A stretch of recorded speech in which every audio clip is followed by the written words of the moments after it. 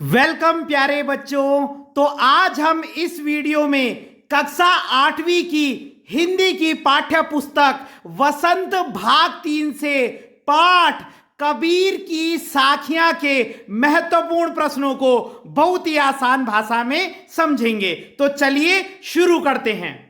सबसे पहला प्रश्न है, तलवार का महत्व होता है, म्यान का नहीं। म्यान का मतलब होता है जो तलवार को ढकने का उसका कवर होता है। आपने कभी किसी शादी में किसी दूल्हे को देखा है? उसकी कमर पे क्या होती है? तलवार होती है, और तलवार के बाहर क्या होता है? एक बहुत ही सजा हुआ म्यान होता है। म्यान कहते हैं जिसके अंदर वो तलवार होती है। तो वो पूछ रहे हैं कि तलवार का महत्व होता है, म्यान का नहीं। उक्त उदाहरण से कबीर क्या कहना चाहते हैं? कबीर कह रहे हैं कि तलवार इंपॉर्टेंट होती है, उसको ढकने वाला कवर इंपॉर्टेंट नहीं होता। इसका क्या मतलब है? तो आप लिखोगे, कबीर कहना चाहते हैं कि हमें बाहरी दिखावे पर नहीं जाना चाहिए, और दूसरा, इंसान जाति से नहीं अपने ज्ञान से बड़ा होता है। तो यानी कि कवर मैटर नहीं करता, तलवार की धार इंपॉर्टेंट है। अच्छा, आपके पास कवर बहुत स्टाइलिश है ना, और तलवार ही काम की नहीं है, तो क्या फायदा? ठीक है, तो कहने का मतलब क्या है कि हमें बाहरी दिखावे पर नहीं जाना चाहिए, और दूसरा, इंसान जाति से नहीं अपने ज्ञान से बड़ा होता है। अगला प्रश्न है, पाठ की तीसरी साखी जिसकी एक पंक्ति है, क्या पंक्ति है? मनुआ तो दहु दिसी फिरे, यह तो सुमिरन नाही। इसके द्वारा कवि क्या कहना चाहते हैं? तो देखिए, आप लिखोगे, कबीर कहना चाहते हैं कि माला जपने और भगवान का नाम लेने से कोई सच्चा भक्त नहीं हो जाता।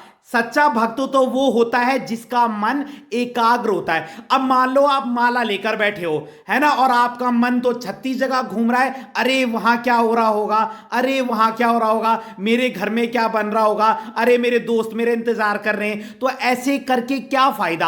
आप पूजा में बैठे हो और भगवान पे आपका ध्यान ही नहीं है, तो क्या फायदा? तो कबीर कहते हैं कि माला जपने से और भगवान का नाम लेने से कोई सच्चा भक्त नहीं हो जाता। इसके लिए मन एकाग्र होना चाहिए, फोकस होना चाहिए। अगला है, कबीर घास की निंदा करने से क्यों मना करते हैं? क्वेश्चन है, कबीर घास की निंदा करने से क्यों मना करते हैं? पढ़े हुए दोहे के आधार पर बताइए। तो आप लिखोगे, कबीर कहते हैं कि हमें किसी को तुच्छ समझकर उसकी निंदा नहीं करनी चाहिए। तुच्छ माने मामूली। कभी ये मत समझो यार ये चीज तो बहुत छोटी है, अरे ये तो गरीब लोग हैं। क्योंकि जो काम सुई कर सकती है वो काम सब्बल नहीं कर सकता, और जो काम सब्बल कर सकता है वो काम सुई नहीं कर सकती। तो हर चीज की अपनी क्या होती है? इंपॉर्टेंस होती है। तो कबीर कहते हैं कि हमें किसी को तुच्छ समझकर उसकी निंदा नहीं करनी चाहिए। पूर्ण विराम। घास अगर आंखों में चली जाए तो बहुत दुख देती है। घास होती कितनी छोटी सी चीज है, लेकिन अगर उसका एक तिनका भी आंखों में चले जाए तो आपको रुला देगा। एक छोटी सी चींटी इंसान का जीना क्या कर देती है? मुश्किल कर देती है। ठीक है, तो वही बात है। तो कभी किसी को तुच्छ समझकर उसकी निंदा नहीं करनी चाहिए, है ना, क्योंकि कोई भी चीज कभी भी क्या आ सकती है? काम आ सकती है।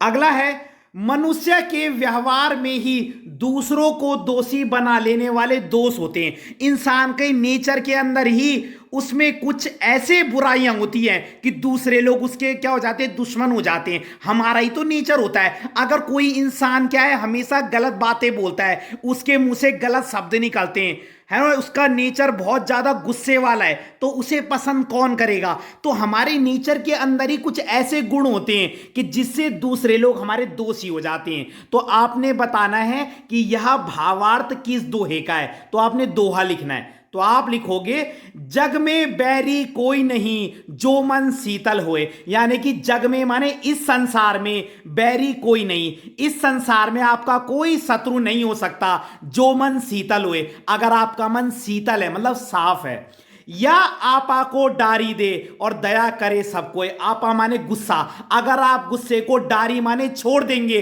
तो दया करे सब कोई, तो हर कोई इंसान आप पर क्या करेगा, दया करेगा। यानी कि अगर आपका मन साफ होगा तो इस संसार में कोई आपका दुश्मन नहीं होगा, और अगर आप अपने गुस्से को भी छोड़ देंगे तो सब लोग आप पर क्या करेंगे, दया करेंगे, क्योंकि अच्छे इंसान को हर कोई पसंद करता है। तो बहुत ही आसान जवाब है।